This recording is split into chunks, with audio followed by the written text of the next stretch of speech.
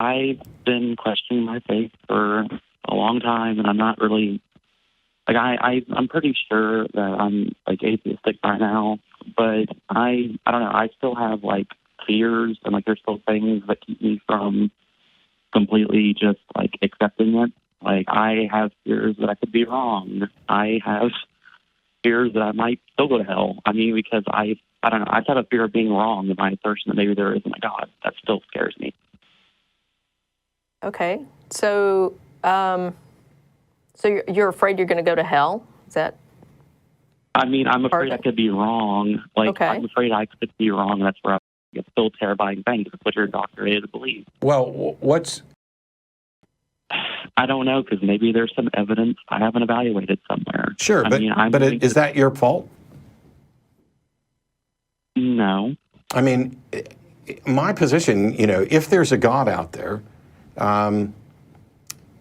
and the evidence is such that I haven't discovered it in my honest searching, then maybe that God's trying a little too hard to hide. But at the end of the day, if there is a God who says, Matt, you didn't believe, and I say, well, I didn't see convincing evidence, and he says, well, did you look? And my answer is yes. I looked a lot. I looked a lot more than a lot of other people who seemed to find stuff. And whenever I would talk to the people who found evidence, they would present bad evidence and fallacious reasoning. But there's no reason for that, God to ask me any of those questions at all, because presumably he would know right. That I was being intellectually honest, that I am just unconvinced. And if he wants to punish me, well, there's nothing I can do about that. Yeah, I mean, I definitely understand. And I know, like, it sounds irrational, but I spent so many years indoctrinated that I still think I could be wrong. Sure. Like, I'm screwed. I mean, and that's the thing. We could all be wrong. And that's why we continue to look for evidence wherever we should find evidence. And, I mean, even after all these years, people still make these claims about God. They present them here on this show. We examine the evidence that they present, and we're still unconvinced. So it's not that you have to shut down the pursuit of evidence, or that you just, drive a stake in the ground and say, this is it, I'm done. Yeah. You can continue to evaluate evidence. Yep. There's nothing preventing you from changing your mind should evidence come along. Right.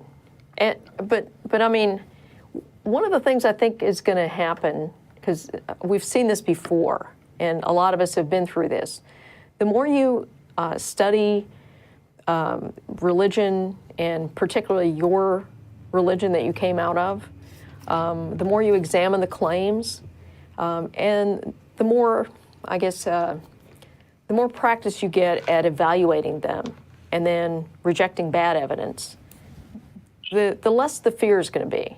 That is really the path to, I guess, shaking off that fear. It's just keep looking for evidence, keep evaluating it.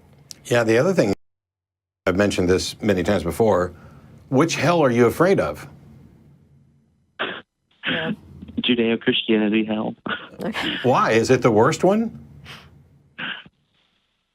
Well, I mean, there's other religions with hell, but I think Muslim hell's worse. Yeah, I mean, so the question is, should you try to avoid the worst hell, or should you try to seek out the best heaven?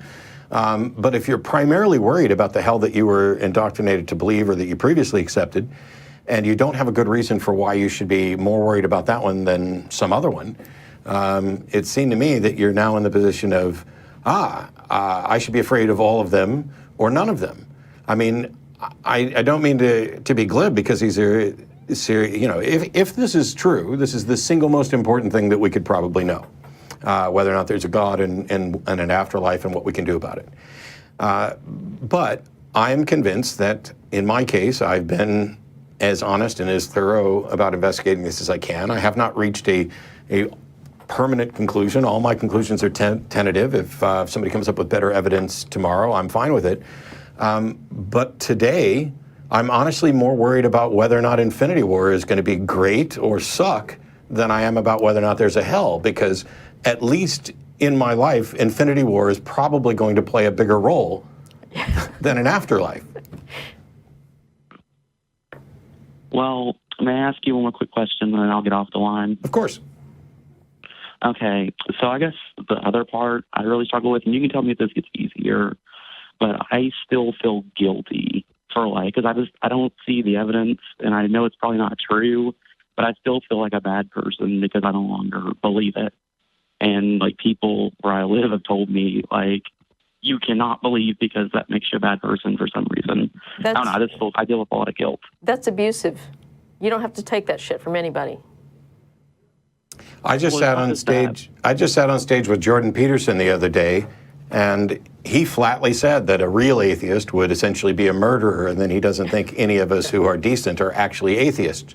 So this doesn't stop, in rural areas. This goes to, well, I don't know if he would qualify for the heights of academia, but certainly there are plenty of well-educated people who buy into this garbage. And yet when you ask them, what's the justification for this? In his case, he'll say that you probably are a good person, but it's because you secretly believe in God or because there is a God. When people want to tell you that just because you are unconvinced that this makes you a bad person, ask them why. Because I think most of it's going to come out of their fear about their own doubts.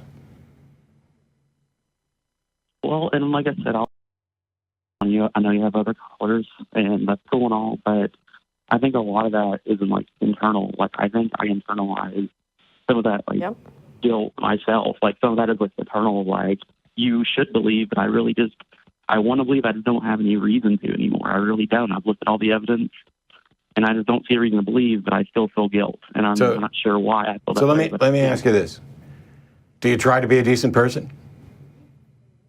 Well, yeah. Okay. Have you honestly looked at the issue and remain unconvinced?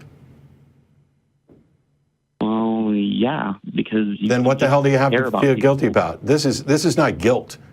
Guilt is something that you take upon yourself when you're convinced that you've done something wrong. What this is shame. This is other people trying to make you ashamed that you don't believe what they believe, and that's on their head, not yours. Okay. Well, I do appreciate your time, and I thank you for just talking to me for a few minutes, and I hope you all have a great day. Sure. All right. Thank you. Thanks. This is one of the more insidious aspects of religious indoctrination. It's this ability to make people feel ashamed for being human and doing a very human thing like examining the evidence for something and reaching a different conclusion than maybe the majority of the people around you. Yeah. And then living your life as honestly as possible. There's an argument against the existence of God that I'm a huge fan of, which is the argument from divine hiddenness. And it's kind of, I've talked about it before, it's kind of complicated. There's another aspect to the argument from divine hiddenness, which I think has been termed as the argument from multiple revelations or along those lines. But at the end of the day, I've hosted this show for 13, 14 years. I have fielded hundreds, if not thousands, of theistic calls. And you can say that I've hardened my heart, or that my mind is closed, or whatever else. But you can't point to an actual theist who's called this show and presented a reasonable, evidence-based argument for the existence of God. If you can, it would be the one and only argument that would keep coming up. It would win the Templeton Prize, the Nobel Prize. It would be convincing people left and right. And instead of people calling in to this show saying, hey, I'm experiencing some doubts and some shame and I'm not quite sure, what you would have is call after call basically saying, Matt, you are an idiot who has closed your mind. Here's this obvious argument. Because it reminds me, there are certainly people who are seemingly immune to reason and unwilling to consider evidence fairly. We call some of them flat earthers. Yeah. That's not what's happening when non-believers are one of the fastest growing religious identifications, when there has been a debate, countless debates for millennia on this subject. And it's not like, Scientific American has published the article on here's why we're sure God exists. And until that changes, we'll keep having the conversations and religions will keep losing because they don't come up with new evidence. They don't come up with solid arguments. They trot out the same things they've been trotting out forever. Yeah. And if they can't convince you with an argument, then they will try with their best to make you feel ashamed or inferior for not agreeing. And that is disgusting. And it's probably all you need to know. I mean, you can learn logical fallacies, and I recommend, learning as much as you can about reason. But the mere fact that when painted into a corner, the best thing that theists, or the most common thing theists are likely to do, is say that it just all comes down to faith. Yeah. Which you can address why that's problematic, or you're just an awful person who rejects God. You just want to sin. Yeah, y'all just want to sin. Yeah. One of my favorite videos I ever did.